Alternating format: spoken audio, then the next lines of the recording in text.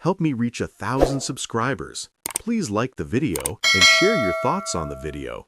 Your feedback helps make the contents better. Now let's get to the story. I stared at my phone screen, my hands trembling so badly I almost dropped it. The notification count kept climbing. 5,973 likes, 2,341 comments, 847 shares. My sister's post glowed on the screen like a neon sign broadcasting my failure to the entire world. Finally, the freeloader is gone. The comments section was worse. Mom had written, "No more cooking or laundry for a failure." Dad had liked a comment that read, "Unemployed people should learn to live on their own."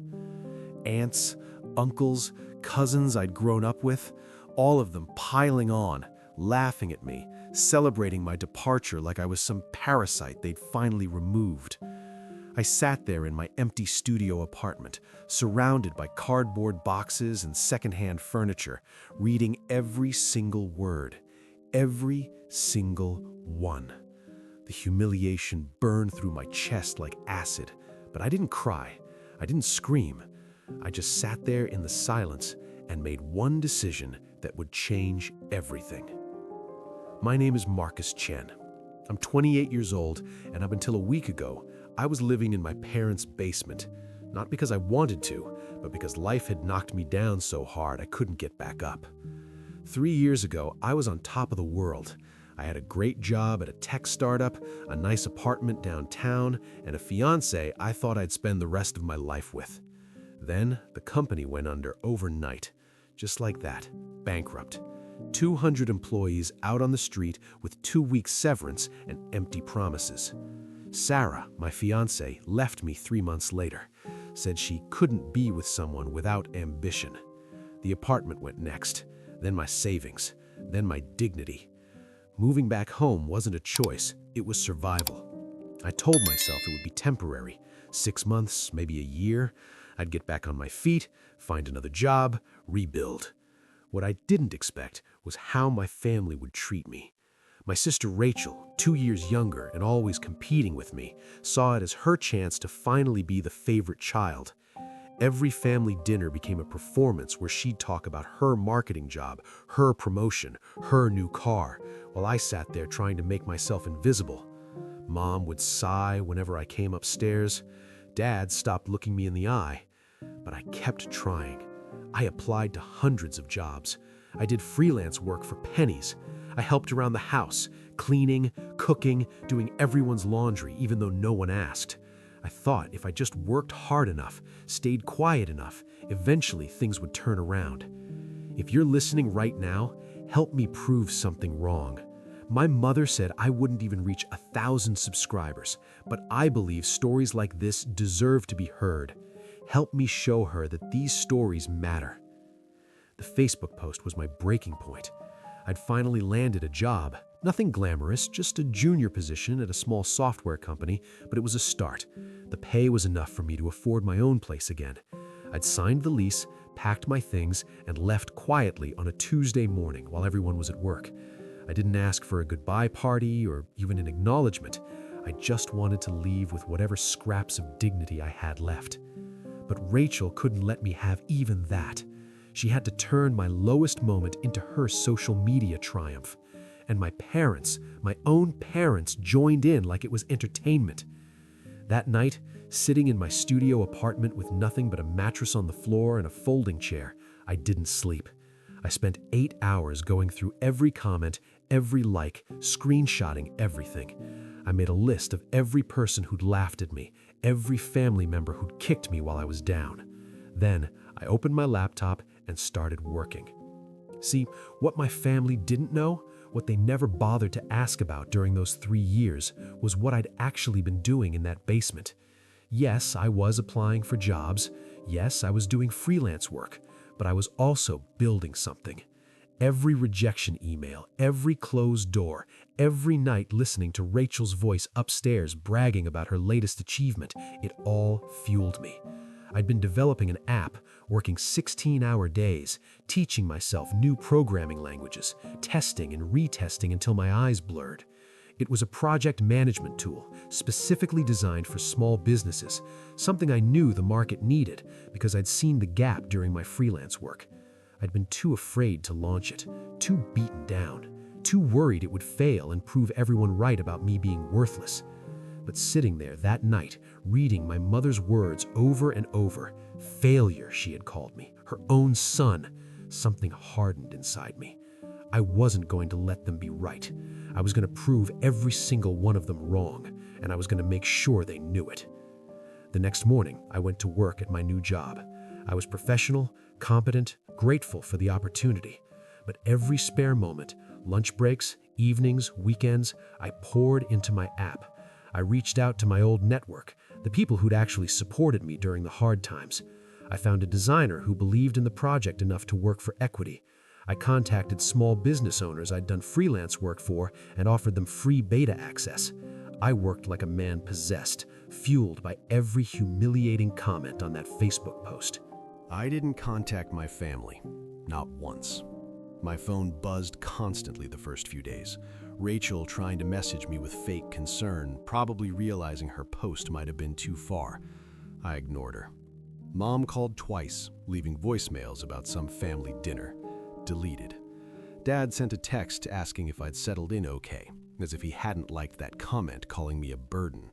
I left it on read. 3 weeks after I moved out, I launched the app.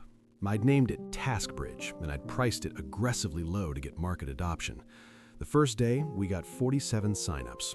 Nothing massive, but it was a start. I posted about it on LinkedIn, on Twitter, in entrepreneur forums. I did everything I could to get the word out. The small business owners I'd beta tested with started leaving reviews, real, glowing reviews about how the app had streamlined their operations, saved them time, made their lives easier. By week 2, we had 500 users. By week 3, 1,500. And then something happened that I never expected. A tech blogger with a decent following wrote about TaskBridge, calling it the hidden gem small businesses have been waiting for. The article went viral in business circles.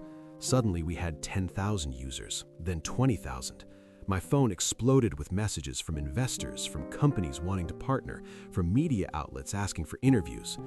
I kept my head down and kept working. I hired a small team, people who'd been overlooked like me, who had something to prove. We improved the app, added features, fixed bugs, listened to our users. The growth was exponential. Within 2 months, we hit 100,000 users. 3 months, 500,000. Tech publications were writing about us, business schools were using us as a case study, and investors were circling with offers that made my head spin. Throughout all of this, I didn't post anything on Facebook. I didn't respond to my family's increasingly frequent messages and calls. I wanted them to find out the way I'd found out about their true feelings, publicly, humiliatingly, through social media. At the 4-month mark, we got acquired. A major tech company made an offer I couldn't refuse, not just for the money, though that was life-changing, but for the resources they could provide to help TaskBridge reach even more people. The acquisition was announced in TechCrunch, Forbes, The Wall Street Journal. My face was suddenly everywhere. Interviews, podcasts, conference panels.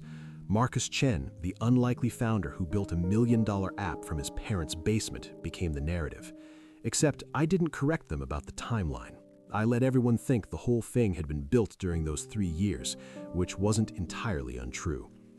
The number was $53 million. $53 million for my company, with me staying on as chief product officer with a salary that would have seemed fictional to me a year ago.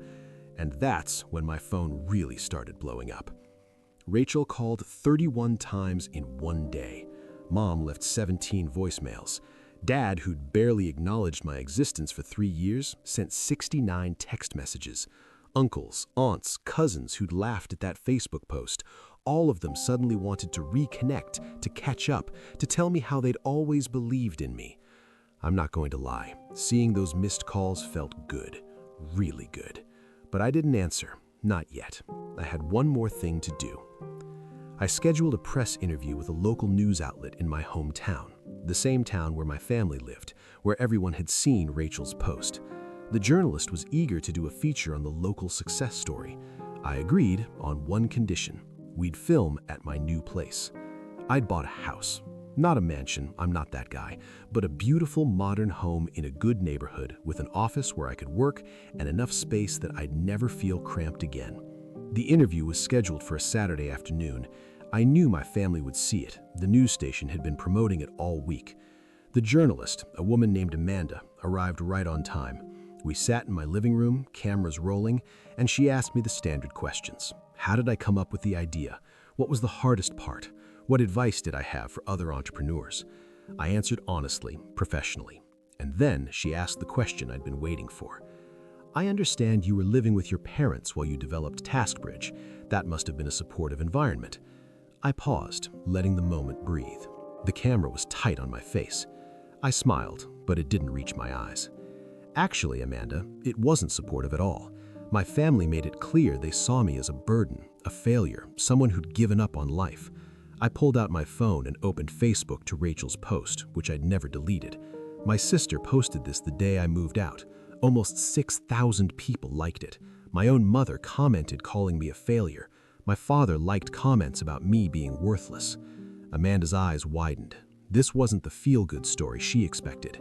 For 3 years, I lived in that basement, working myself to exhaustion while my family treated me like I was invisible at best, like I was a joke at worst. Every family dinner where my sister bragged about her middle management marketing job, my parents would beam at her like she'd cured cancer. I'd try to talk about my projects, my ideas, and they'd change the subject or leave the room. When I finally got a job and could afford to leave, they celebrated like they'd gotten rid of a parasite. I looked directly into the camera. So here's what I want people to know.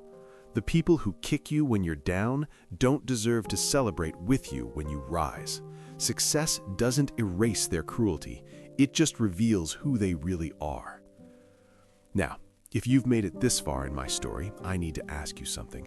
Hit that subscribe button right now. Not for me, but for everyone who's ever been counted out, looked down on, or told they'd never amount to anything. Let's build a community of people who prove the doubters wrong. Amanda was quiet for a moment, then asked, "Have you spoken to your family since the acquisition?" "No," I said simply. "They've called, texted, left voicemails. Suddenly they want to reconnect, to be proud of me, to be part of my life. But you don't get to choose when to be family. You don't get to tear someone down for years and then demand a seat at the table when they succeed. I don't owe them forgiveness. I don't owe them access to my life. I owe them nothing." The interview aired that evening during prime time. Within an hour, it was online. Within 2 hours, it had been picked up by national outlets. By the next morning, it was everywhere, on Twitter, on Reddit, on every major news site. The response was overwhelming. Thousands of people shared their own stories of family rejection, of being underestimated, of being kicked when they were down. Rachel's original Facebook post was found and reshared, dissected, criticized. People found my mother's comment, my father's liked post, and they weren't kind in their responses. My phone continued to explode, but now the messages were different. Rachel sent a long text apologizing, saying she'd been joking, that she never meant for it to go that far. Mom called crying, saying I was tearing the family apart, that I was being cruel. Dad sent an email, an actual email like this was a business matter, explaining that he'd only liked the comment by accident and that he'd always been proud of me. The extended family, the aunts and uncles and cousins who'd piled on in those comments, sent messages ranging from apologetic to angry. Some tried to gaslight me, saying I was remembering things wrong or being too sensitive. Others accused me of airing family business publicly, as if they hadn't done exactly that with Rachel's post. A few actually seemed genuinely remorseful, but their apologies felt hollow, motivated by embarrassment rather than actual understanding of what they'd done. I didn't respond to any of them. Instead, I did something that felt more meaningful. I used a portion of my acquisition money to set up a scholarship fund for people trying to restart their careers after setbacks, job loss, illness, family crisis, whatever had knocked them down. I partnered with coding boot camps and online education platforms to provide free training. I started mentoring young entrepreneurs who'd been told they weren't good enough, smart enough, connected enough to succeed.